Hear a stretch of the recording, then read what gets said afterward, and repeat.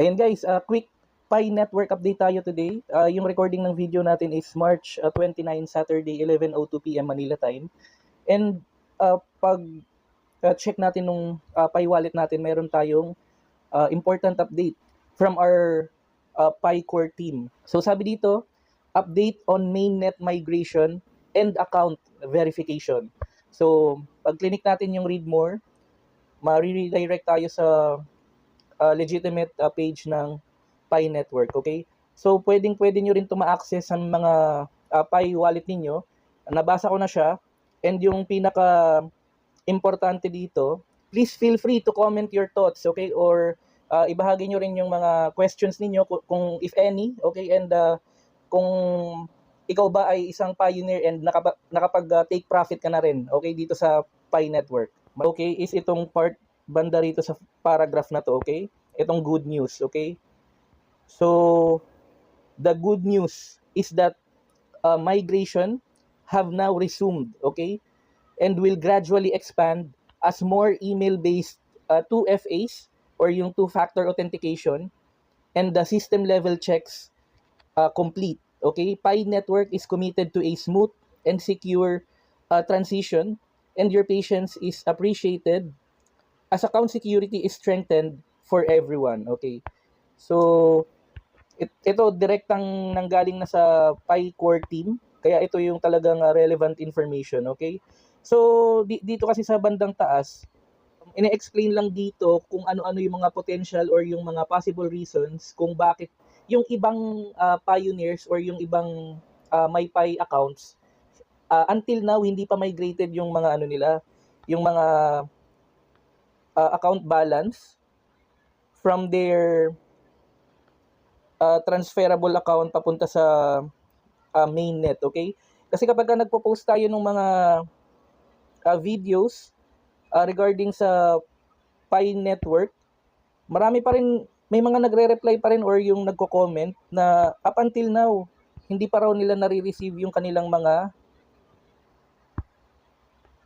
Pi coins. Meaning, hindi pa nila nata-transfer to mainnet, hindi pa siya napupunta sa available balance, and wala silang option to withdraw to centralized exchanges or yung mga KYB partners ni Pi Network, okay? So dito naman sa situation natin, makikita natin, ito sariling wallet ko to. Yung sa mga previous videos natin, ma-observe nyo rin na meron din tayong separate account kasi yung video na sinishare ko, yung Pi wallet naman ng asawa ko. So ito yung sa sarili kong account. And nakikita ko dito, from my unverified balance, yung parang unti-unti siya, yung iba dito, unti-unting na may migrate dito sa transferable balance. Kasi noon wala to, naka-zero yan. Pero araw-araw, nadadagdagan siya pa unti-unti.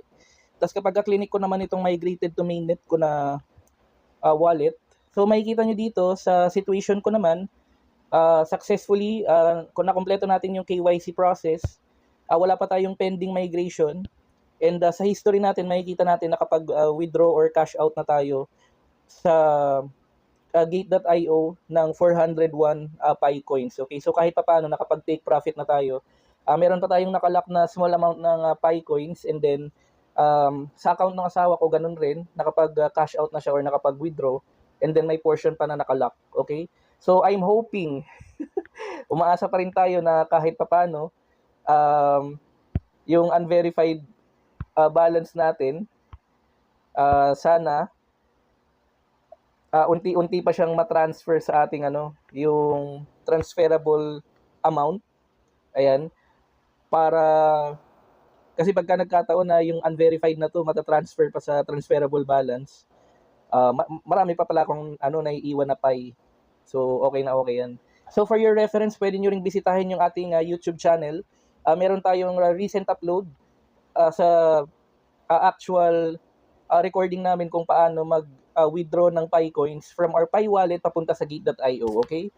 And maraming salamat na rin sa mga viewers and subscribers natin na kahit paano sumusuporta sa ating channel. And na-observe ko, kahit nag-uumpisa pa lang yung channel natin, yung munti nating channel, may mga nanonood sa YouTube Analytics.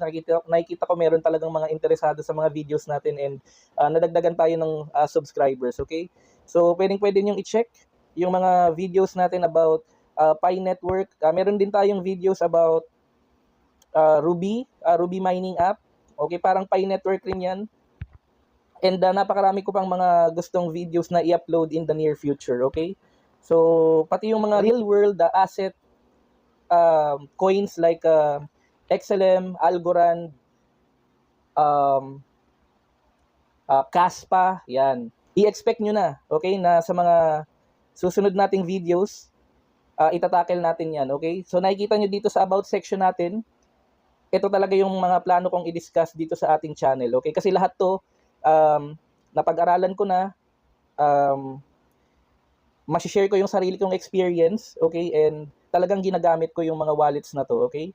So, gusto ko lang rin i-reiterate na lahat ng information na ibabahagi natin sa ating channel are not financial advice, although kapupulutan nito ng information and inspiration, okay? Kung paano tayo maaaring magkaroon ng additional income with the help, okay, of crypto education, okay?